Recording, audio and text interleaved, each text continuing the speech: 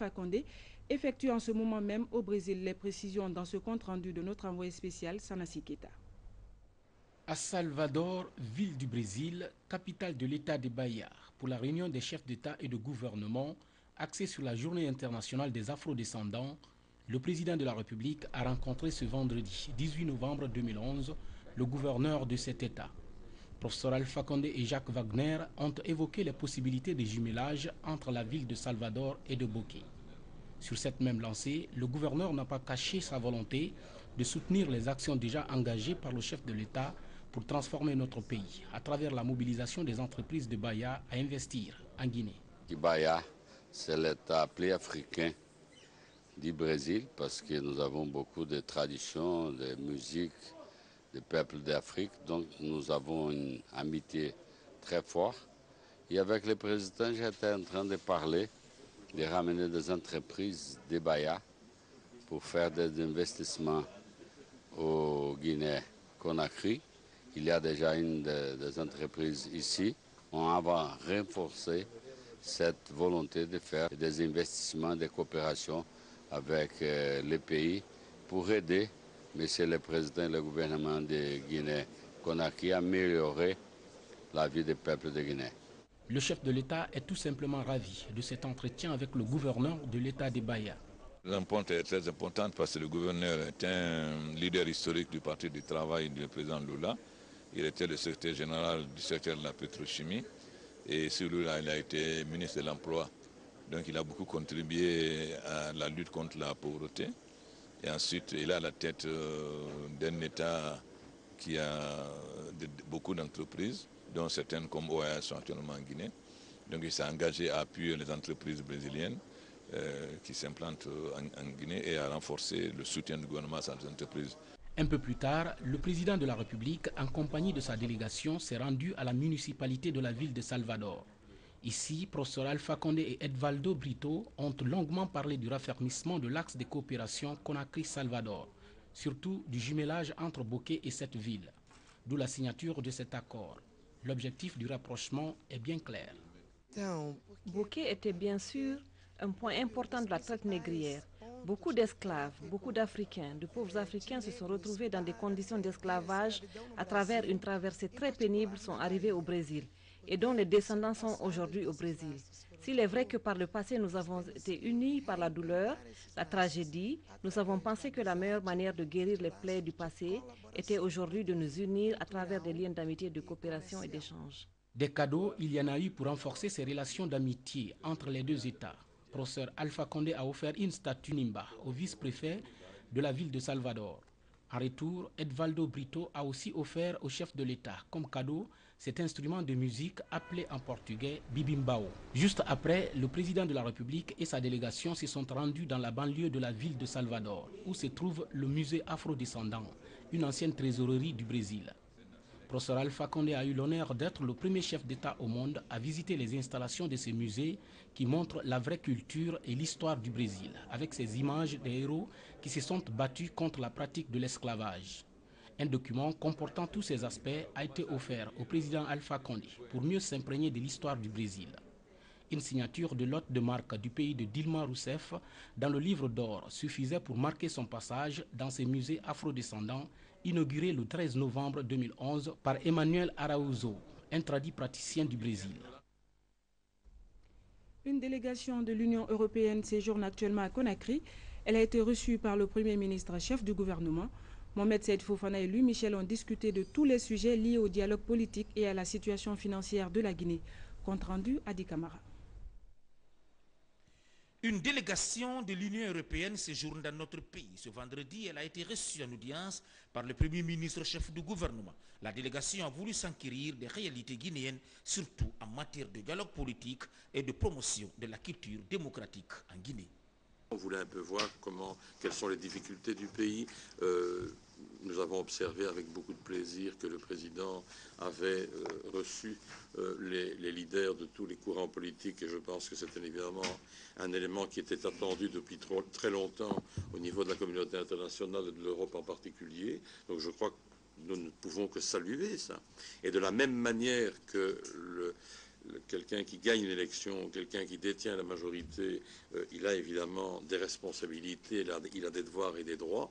Il est évident que l'opposition a aussi des droits et des devoirs, ça va de soi. Et donc, nous en avons beaucoup parlé avec nos amis ici guinéens. Nous les encourageons aussi à être dynamiques, à être positifs, à être volontaristes dans la recherche du compromis, du consensus, de la pacification. Ce pays a besoin de pacification. Je pense qu'il y a une dynamique qui pousse à ça. Bon, et donc, je pense que s'il y avait un Parlement dans les prochaines semaines ou les prochains mois élu démocratiquement, ben, la démocratie ferait un nouveau pas de géant. En réponse, le Premier ministre Mohamed Saïdou Fofana a donné d'amples informations aux visiteurs sur les grands chantiers ouverts par le gouvernement en ce qui concerne l'amorce du processus de réconciliation devant aboutir à des élections législatives apaisées. Notre pays est engagé dans un processus, d'abord de réforme économique que nous avons conduit depuis une dizaine de mois. Ces réformes ont touché à la fois l'économie lui-même, mais la société, et tous les aspects de l'environnement, sécuritaire, la justice, et finalement avec pour objectif dans un premier temps de stabiliser, n'est-ce pas, l'économie guinéenne qui se dégradait, et tous les paramètres économiques étaient au rouge, et plus qu'au rouge, le déficit budgétaire, l'inflation, que sais-je encore. Finalement, notre action a été de travailler pour stabiliser cette situation et pouvoir relancer la croissance. Donc finalement, au jour d'aujourd'hui, avec les partenaires de Bretton Woods et l'assistance de nos partenaires de l'Union européenne et d'autres, nous avons fait du chemin, mais il reste encore beaucoup de choses à faire pour que l'économie retrouve l'allure qu'il faut. Mohamed Saïdou Fofana a rassuré aussi la délégation de l'Union européenne de la détermination du gouvernement à s'inscrire dans une logique qui permet de promouvoir la paix sociale et le dialogue dans le pays. Adoption de la charte pour la prévention et la gestion des crises alimentaires dans la zone CEDEAO, en Mauritanie et au Tchad. Pour la finalisation de ce nouveau code, les ministres de l'Agriculture et les experts des 17 pays membres ont rallié Conakry. L'objectif de ces 4 jours de travaux est de conforter la production locale des pays membres. Les détails avec Fodé Camara. Après 3 jours de travaux de 116 experts des pays membres et des institutions partenaires, les ministres de l'Agriculture de l'Afrique de l'Ouest et du Sahel ont adopté la version finale et consensuelle de la charte de Conakry pour la prévention et la gestion des crises alimentaires. Cet exercice était ponctué de critiques et suggestions pour que les innovations de ce nouveau code de bonne conduite tiennent compte des aspirations des petits exploitants agricoles. En adoptant donc cette charte, je pense que là nous posons les fondements même justement pour une fédération des énergies.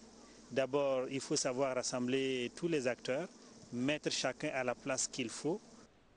Par le biais de l'agriculture, pour éradiquer la faim et stimuler la croissance économique et sociale dans les 17 pays couverts par la charte, les préoccupations des intervenants étaient liées à la suppression des tracasseries routières, à la mise en place d'une politique foncière susceptible de protéger les petits producteurs face à la concurrence des multinationales étrangères, mais aussi et surtout la création d'une réserve alimentaire régionale.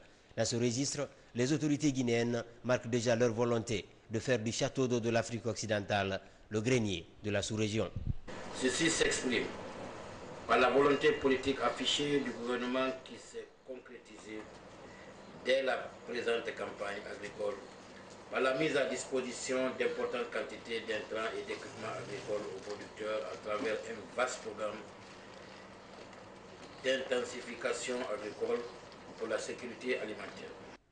Actuellement, les effets du changement climatique et les crises alimentaires vont au-delà des frontières des pays sahéliens, ce qui prouve la nécessité de renforcer l'intégration entre les pays de l'Afrique de l'Ouest et du Sahel.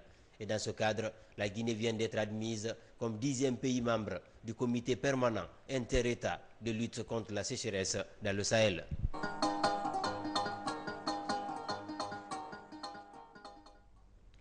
La ville de Bofa sera dotée dans moins de 5 mois d'une raffinerie de pétrole. Elle sera située dans la localité de Santani, une situation qui devrait augmenter les recettes de l'État et aider les populations à la base dans la réalisation du plan d'action opérationnel pour son développement. Mohamed Sanko.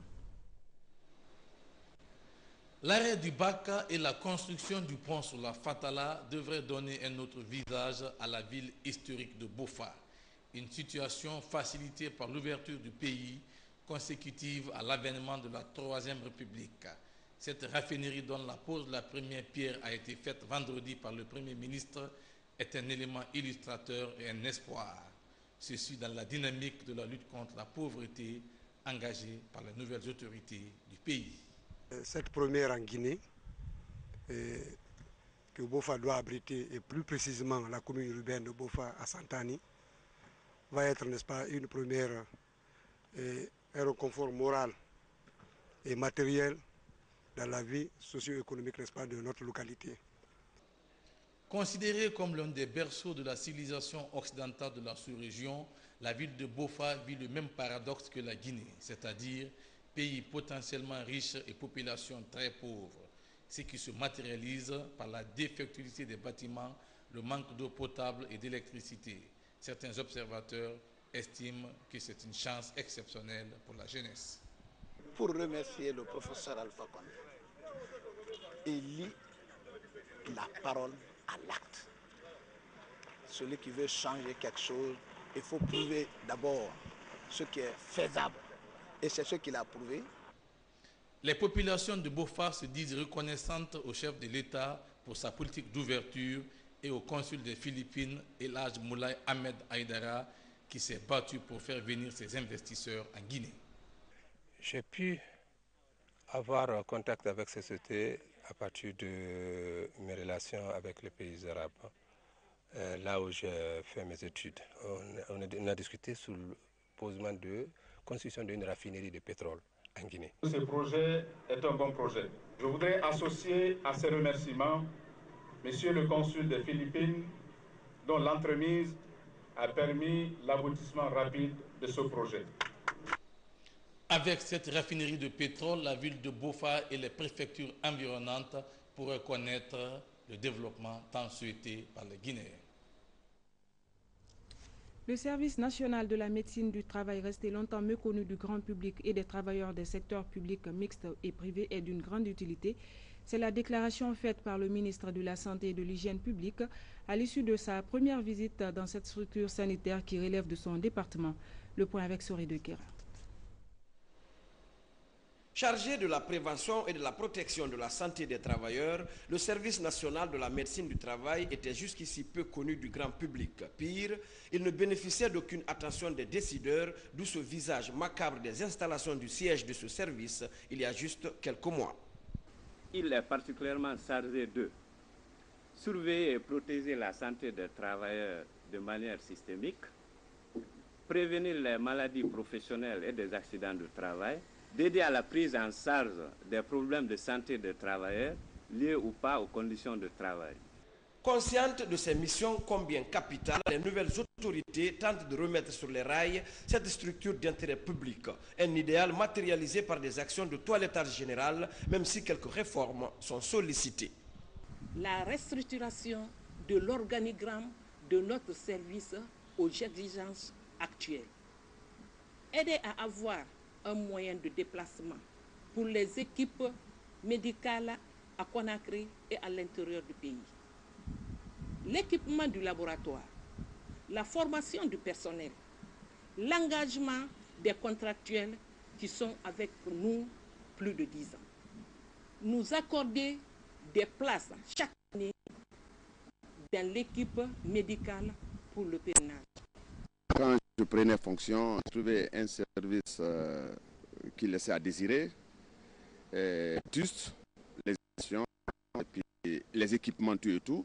Je me suis battu avec mes collègues et voilà, aujourd'hui, vous voyez ce qui est présent.